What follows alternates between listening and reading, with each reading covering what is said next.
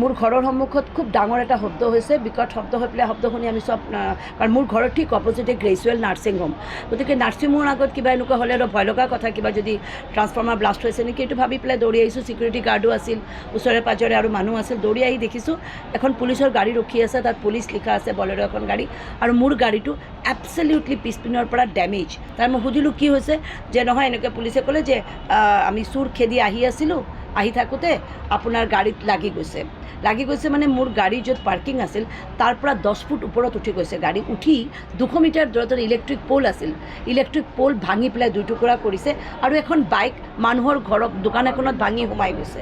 কি হ'ল, পুলিচে ক'লে যে এই বাইকখনত আমি চেজ কৰি আছিলোঁ, খেদি আছিলোঁ বাইকটো, খেদি থাকোঁতে। আপুনি ভাবক ইমান ডাঙৰ ডেমেজ। প্ৰত্যক্ষদৰ্শীয়েও ক'লে মোক 140-150 স্পীডত এখন গাড়ী আহিছে, পুলিচৰ গাড়ী, ইমান স্পীডত গাড়ী আহিব লগা কি ঘটনা ঘটি গ'ল নাজানো। যেতিয়া সুধিলোঁ যে ড্ৰাইভাৰৰ লাইচেঞ্চ, ড্ৰাইভাৰৰ কোনো লাইচেঞ্চ নাছিল, ক'লে কি এইটো টেম্পৰাৰী।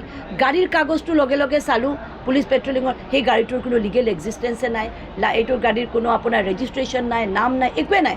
তেনেহ'লে it's a very risky thing.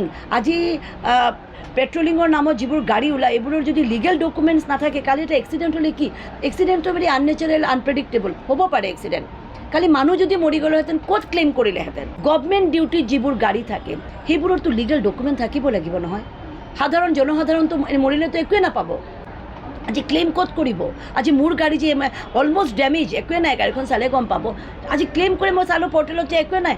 এনেকুৱা গাড়ী লৈ যদি পেট্ৰলিঙত ওলাই ৰাতি দুৰ্ঘটনা ঘটে, মই মানে অথৰিটিক, পুলিচ অথৰিটিৰ দৃষ্টি আকৰ্ষণ কৰিব বিচাৰোঁ, আপোনালোকে যিবোৰ গাড়ী পেট্ৰলিঙত যায় সেইবোৰ গাড়ীৰ লিগেল ডকুমেণ্টছবোৰ চাব।